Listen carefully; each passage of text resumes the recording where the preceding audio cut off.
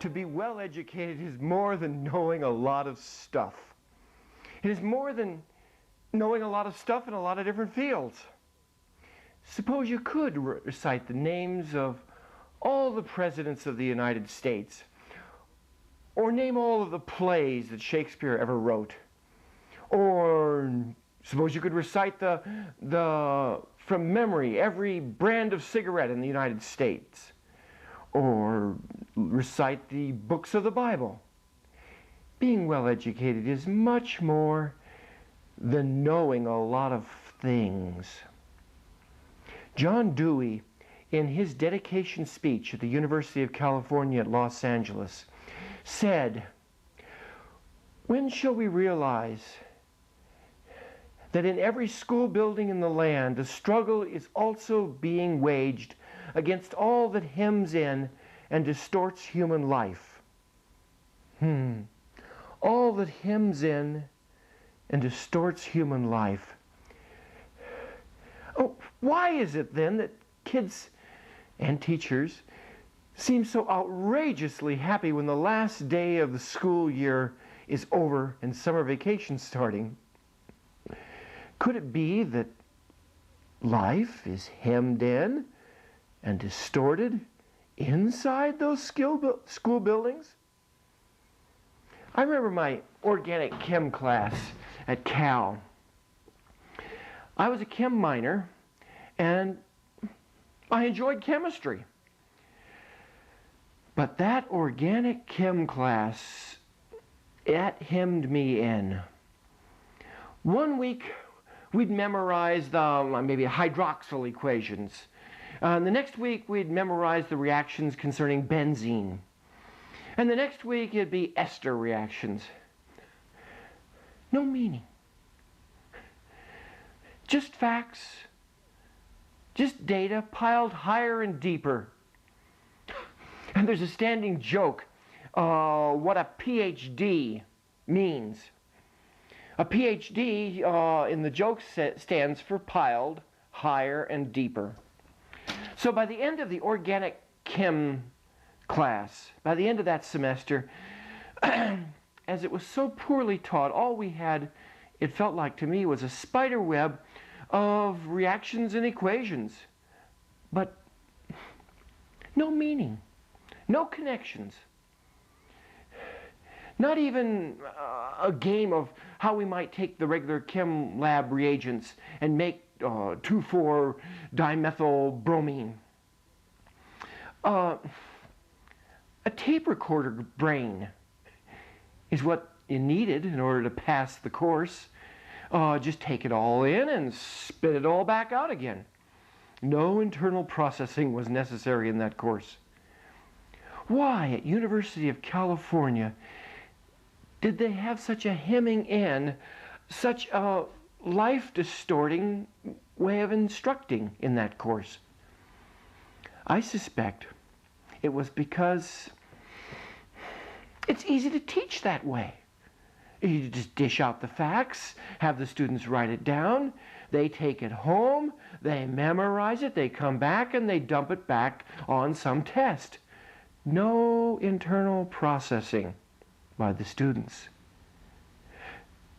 That is not on the road to becoming well educated.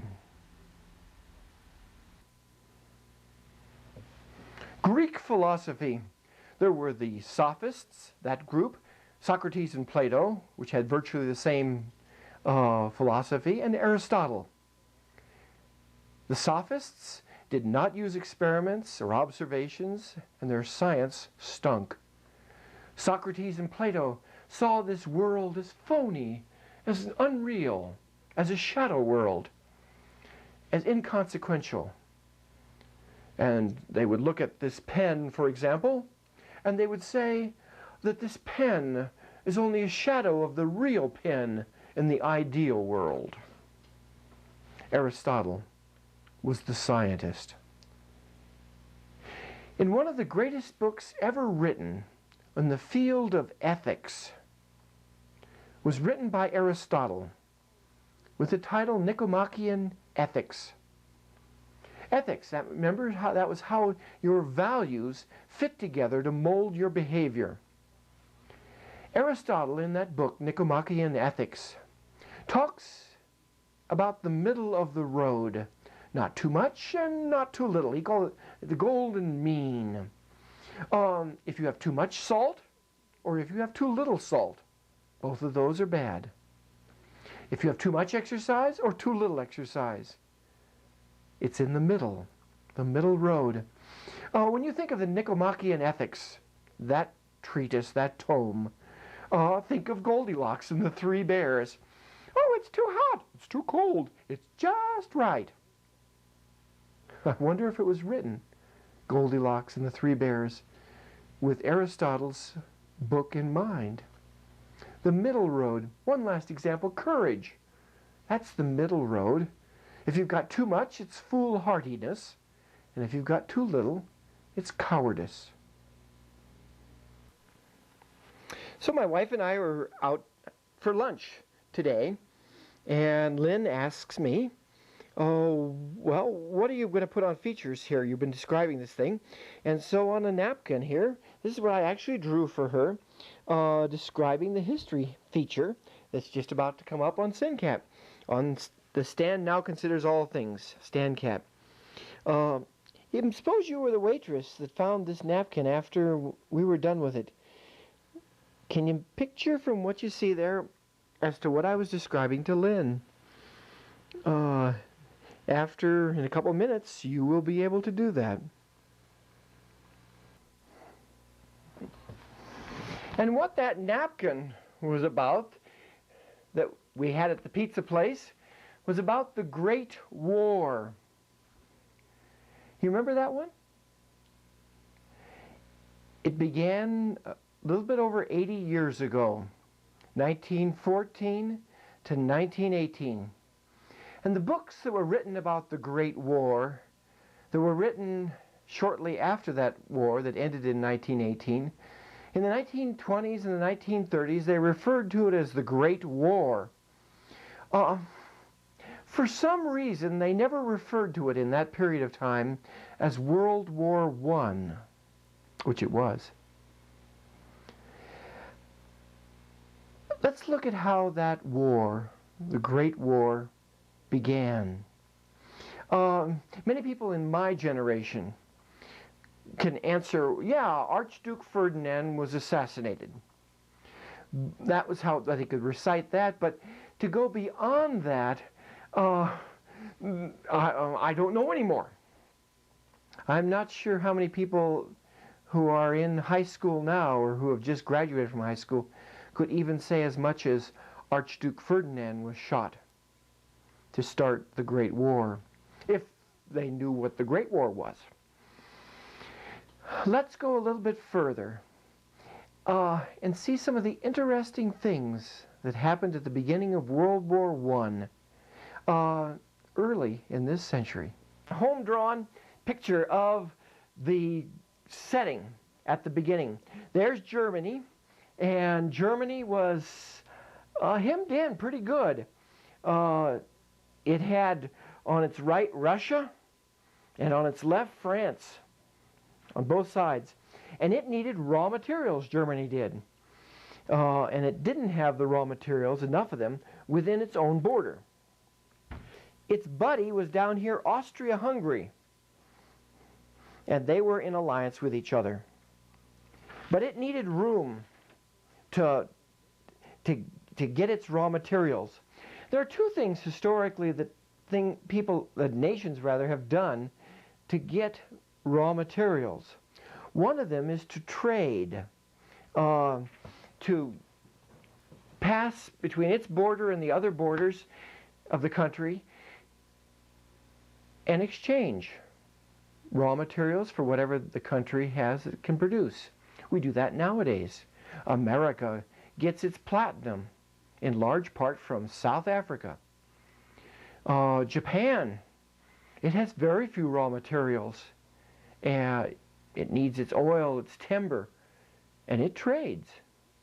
And Hong Kong is even a more extreme example. It has very few raw materials, and yet it prospers prospers because it trades. There's an old saying that either trade will cross borders or soldiers will. Well, Germany couldn't get the trading going, so it was back in 1914, and what it needed to do was to have a preventative war and to carve out some more land in Russia. Russia, France, and Britain were the three countries that were in what was called the Triple Entente. The Triple Entente. It was the agreement between those three countries. Now, down underneath, we have Austria-Hungary, who was allied with Germany, and underneath, little old Serbia. And Serbia and Russia had agreements going with each other. All right, that's the setup. Now, Archduke Ferdinand, who was going to become, going to assume the throne of Austria-Hungary, he was in line to do that, headed with his armies down to Serbia and was going to do a little military maneuvers exercise to show these little Serbs down here that they couldn't get away with anything, because Austria didn't want to lose power over Serbia. All right. Then, so Archduke Ferdinand is sitting down here with his little army in Sarajevo, and a student puts two holes in Archduke Ferdinand and kills him. All right, then the timetable happens. A week later, and this shows you the difference between nowadays with email, faxes, and instant satellite television around the world. A week later, after the assassination, Austria-Hungary sends a letter to Germany saying, we want to beat up on Serbia and show them what's up, but we're afraid of Russia, who was in alliance with Serbia. We're afraid they're going to come in and crush us, and they were weaker than Germany. Germany, wanting to get into a fight with Russia, says, go ahead, lean on them. Lean on these Serbs down here, these Slavs. Lean on them. It's okay, we'll protect you against Russia. Well, after that letter was sent, then a month passes. Long after the assassination, any emotional response would have happened to the assassination. A month after that, Austria-Hungary decide to lean on Serbia. And they send their ultimatum, which is what you send right before you're going to go to war, saying, do this or else. And they send this down to Serbia. Well, Russia talks to Serbia and says, we'll protect you. And France says, we'll stay in the Triple Entente. These three countries, France, Russia, and Great Britain. So France will be in the deal too. So Serbia, emboldened by these two countries, France and Russia, being on their side, says, we're going to stand fast against Austria-Hungary bullying us. So they say, no dice. And then the conflict begins.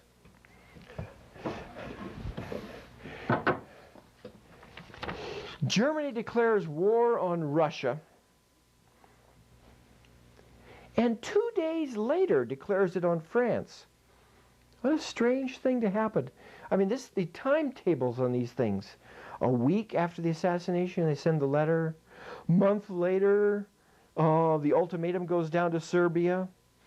And then time passes, and Germany declares war on Russia, and then 2 days later declares it on France.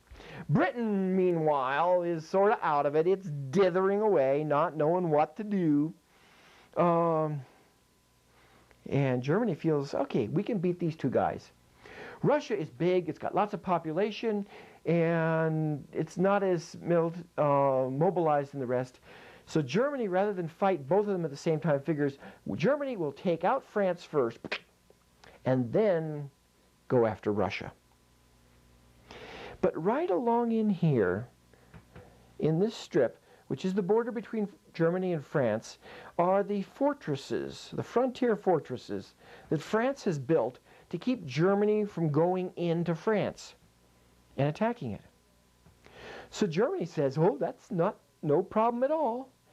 So they head up and around through Belgium, this purpleated area here. They head through Belgium and into France, because there's no fortresses as much up here as there is on the borderline. Only problem was in this plan, Belgium and Great Britain had a treaty. Now that treaty was 1839. That treaty between these two countries was put together. That's a long time ago, 1839. And the war was starting in 1914? Do you keep promises that are that old? The fun part was in Germany. They figured, okay, we can wipe out France, we can wipe out Russia. Great Britain, in its divided cabinet, they didn't know whether to fight or not and the rest. And Germany said, these are famous words of the German military at the time, that Great Britain wouldn't enter this war between Germany and France and Germany and Russia. They wouldn't enter that war, quote, just for a word, just for a scrap of paper. And especially 1839, my gosh. So Germany goes and wheels its way down into France through Belgium. Oops. They misread Great Britain. Great Britain kept its word and undithered itself, and it also then entered into the war against Germany.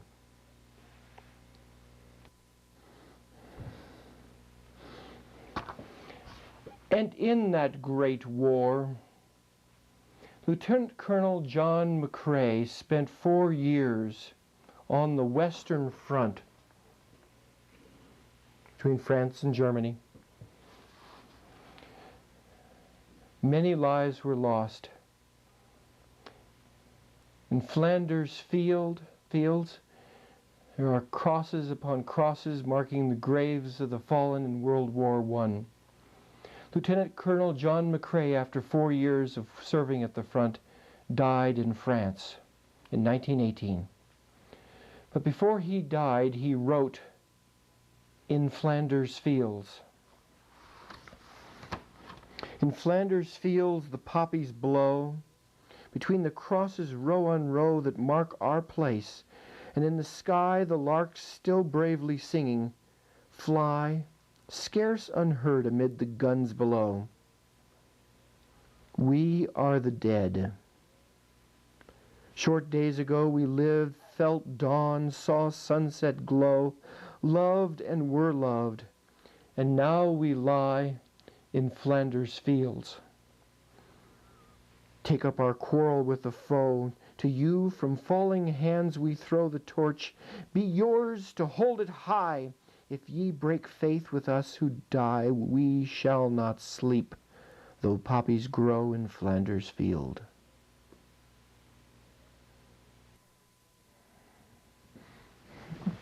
The great books.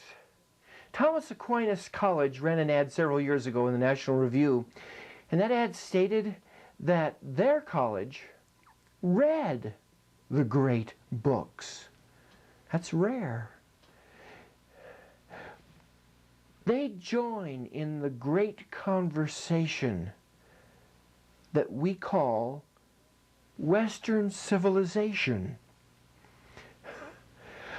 Well, you might think, how constricting is it to be limited to the great texts? You'd think, well, I'd sure hate to have myself centered around just a one-sided, one-party line, one-dimensional kind of education. That's what you might think. But that's the whole point of reading the great books. An education that is liberating because it isn't one-dimensional. In the college ad indicated that those books came from Asia, Africa, and Europe, and America. The great books, their authors were as diverse as a Jewish lens grinder, a Florentine statesman, an American river pilot, a Roman emperor, a blind singer from Asia Minor, and a Roman slave. That's diversity. But with the great books, we experience the greatest voices that our world has ever produced. They're clear, they're stirring, they're visionary, and those authors contradict each other, right and left. In political science, some of the great authors will call for kings, and others for democracy. In religion, one book will worship a transcendent God, and another great text will worship man, and another text might worship the state. In philosophy, the great books are as far apart philosophically as, say, Stalin and Schweitzer. You can't agree with the great books since they contradict each other, they disagree with each other. Then you ask, well, why read them? So that you may join in that great conversation. So that you may agree or argue. So that you may like or loathe what the authors say. And in doing so become more than a warmed over reflection of what you saw on TV last night. Last night I just finished watching the movie Lean on Me, in which the new principal of the high school takes over the high school and blows through it like a hurricane. He has a baseball bat in his hand, and he has a megaphone, and he marches up and down the hallways giving orders and physically breaking up fights. He's really knocking heads together, both the students and the teachers, to get things in line. Oftentimes, the God of Christianity is thought to act like that. Picking up the societal stereotypes that are out there nowadays, people will sometimes imagine that God is with a baseball bat and a megaphone. They imagine if they had to sit in a pew on Sunday morning, all they'd hear about was hellfire and damnation, and that you are ugly and that you are sinful, like a loathsome worm that's ready to be dropped onto God's griddle. Part of being well educated is to be acquainted with the New Testament of the Bible, that last 1/5 of the Bible, starting with Matthew, Mark, Luke, and John. Then, when the person next to you in the laundromat, or the fella next to you on the bar stool, starts talking trash about how uptight and judgmental and holier than thou is Jesus and his bunch, you'll be able to separate their experiences, which might have come from bad Sunday school experiences, from what is really there in the New Testament. In the New Testament, Frederick Buechner's apt description seems to fit. God is in a holy flirtation with the world. It's not coercion, not baseball bats. It's more like seduction. In his holy flirtation, God occasionally drops a handkerchief. These handkerchiefs are called the saints who live among us.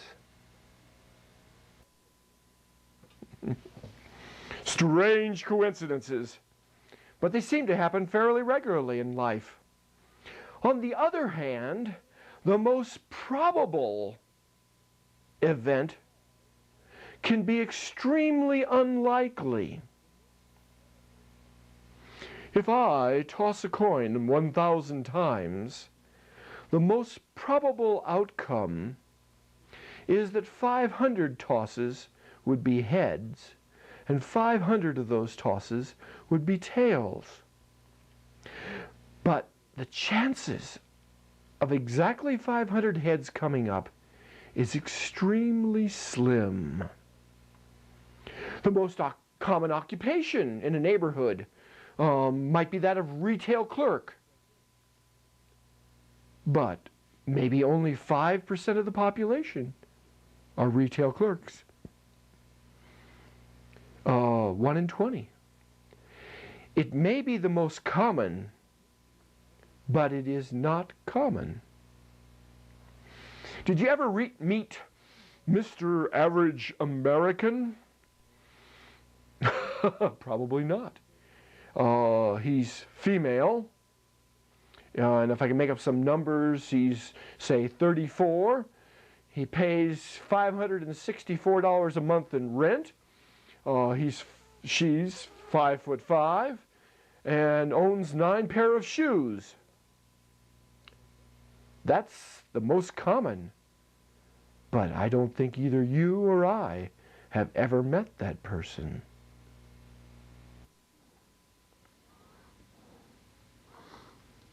The Little Boy Blue by Eugene Field. The little toy dog is covered with dust, but sturdy and staunch he stands, and the little toy soldier is red with rust, and his musket molds in his hands. Time was when the little toy dog was new, and the soldier was passing fair, and at that time when our little boy Blue kissed them and put them there. "Now don't you go until I come," he said, "and don't you make any noise." So toddling off to his trundle bed, he dreamt of the pretty toys. And as he was dreaming,